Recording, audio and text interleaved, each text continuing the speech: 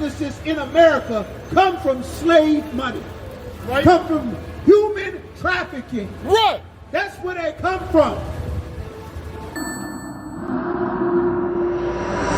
On Westboro. On Westboro. On Westboro. Right. On Westboro. This is why we got another one another. So what the brother saying something to you ain't like, forgive that brother. So what that brother stuffed on your toe? What you gonna kill him for that? Not unallowing your brother is a behavior, bro. Man, it's something wrong. Palestinians that was built slaves on the rock. When Sandra Bland was on the rock. Just to make it known, steady, ready, better watch your tone. I was 5'7", I was breaking my hand up 5'7", now I want the chrome. 9/11, I was in my zone. Used to argue, you know, use your dome. Who ain't no running up? Damn, now I'm coming up. They coming to kiss me, you dumb or what? You drawn, you done enough. They told me don't rush it, just wait my time. Paying attention, I see the sign. Coming right to me like Amazon. No time for the tracks, I'm on the grind. Little shorty, your ticket, she know she fine. Got a couple of, so never mind. They throwing the shade cause they know I shine. You better open this Bible. You better come back here and learn what it really says, because guess what? The people you've been learning the Bible from, they've been lying to you. They come through, no problem. You don't see them nowhere on the news about them arguing about no damn Afghans taking over no project. You don't see them nowhere homeless. They let them come over, they gave them an 800-something credit score, they put them up in Airbnb, they don't pay no taxes, they got selected. Damn right, man. Hey, what that brother saying is so very important, so very heavy, man. Do you realize that everybody America goes to war with, America invites them to come be a part of this empire? Do you realize America fought the Vietnamese before mass importing Vietnamese into America?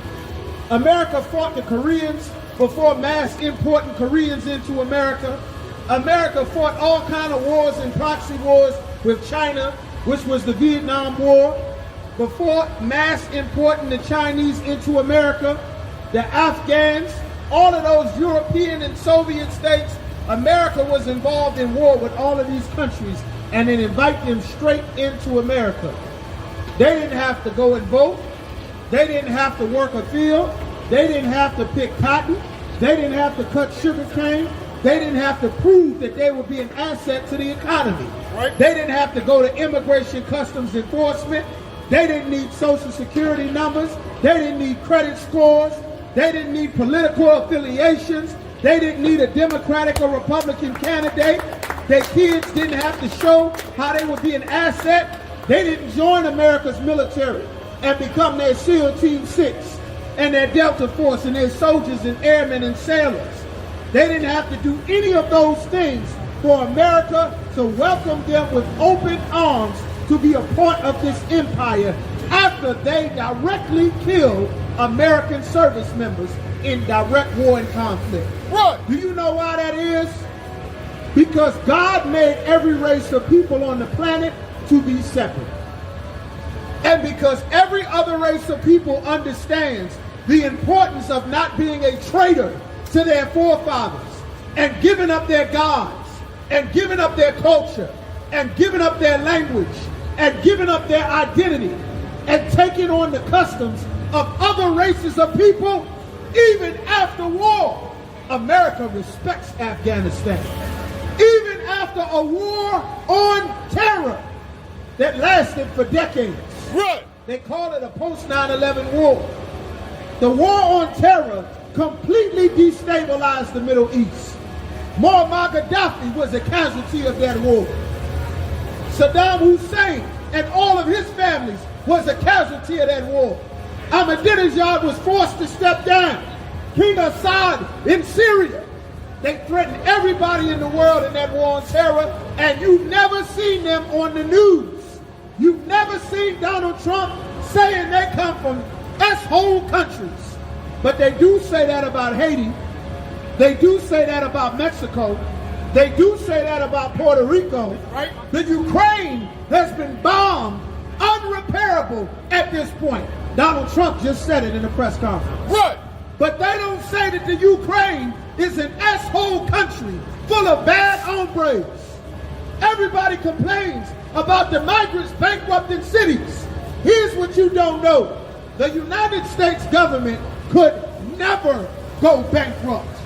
America has billions of dollars of debt and water and money sources from hundreds of years of direct profit from the transatlantic slave trade. Right. That's what built your AT&T. That's what built your Wells Fargo. That's what built your Walgreens. That's what built your Bank of America, your JP Morgan Chase, your Geico's. All the businesses in America come from slave money. Right. Come from human trafficking. Right. That's where they come from. And do you know why America treats every other nation better than they treat blacks and Latinos? It is because blacks and Latinos have betrayed their forefathers. It is because blacks and Latinos have not been taught that you are not a white man. You are not an Arab. You are not an African. You are not an East Indian. You are not mixed. Sperm makes babies, not eggs. You are the seed of your father. And according to the Bible, so-called Negroes, West Indians, Haitians, Latinos, Native Americans from North, South, Central America, and the Caribbean, if your father is one of these on this sign here, then you are God's chosen people. That's right. And the reason why your people are on the bottom, why after all the immigrants in America, that the only immigrants that the United States government and senators have a problem with are Haitians, Latinos, Mexicans, Venezuelans, Dominicans, West Indians, Jamaicans. You are the only immigrant that America has a beef with. Right. And it is because you have turned your back on your God. It's because you have not taken up the culture of your forefathers. It is because you accepted Christianity, which is the custom of the slave masters from Spain and France and Portugal and Brazil.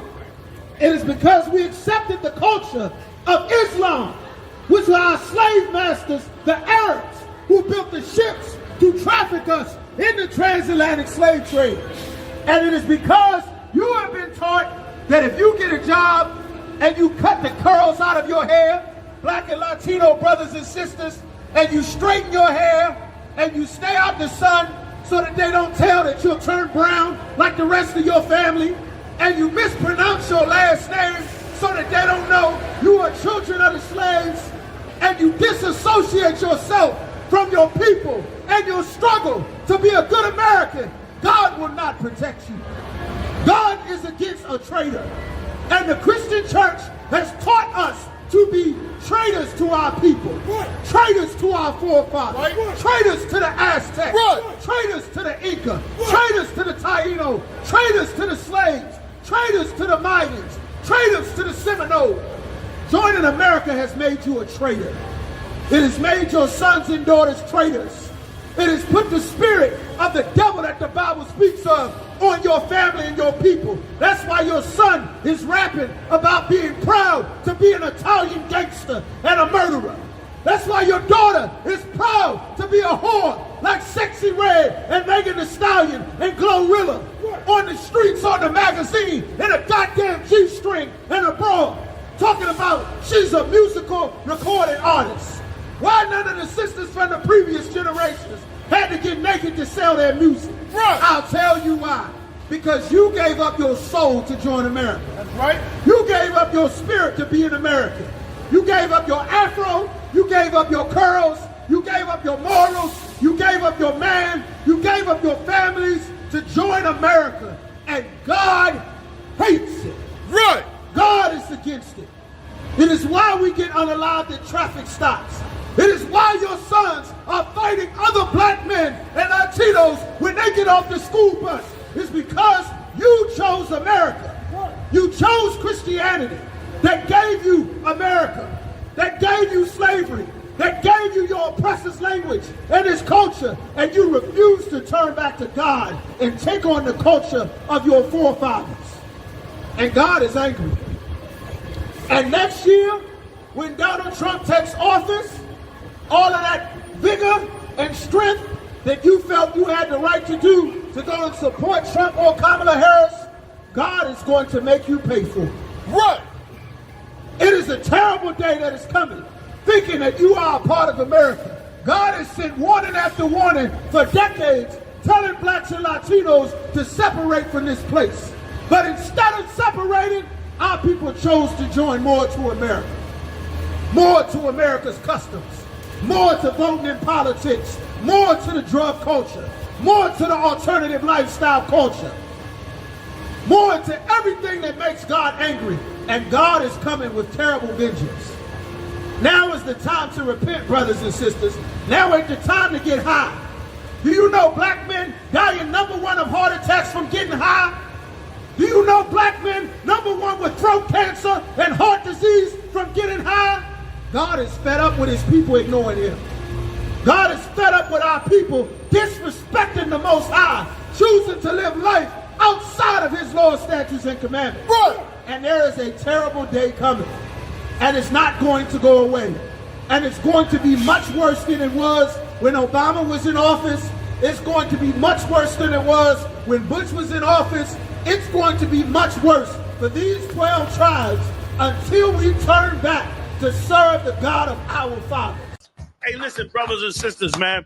If you like what you hear, hit the subscribe button, man. Subscribe to this channel. And also, please, go to isubk.com and pay your tithe. Drop me some cash so we can move around this planet like we need to, man, and do the things we need to do. They're one West. They're one West. They're one West. They're one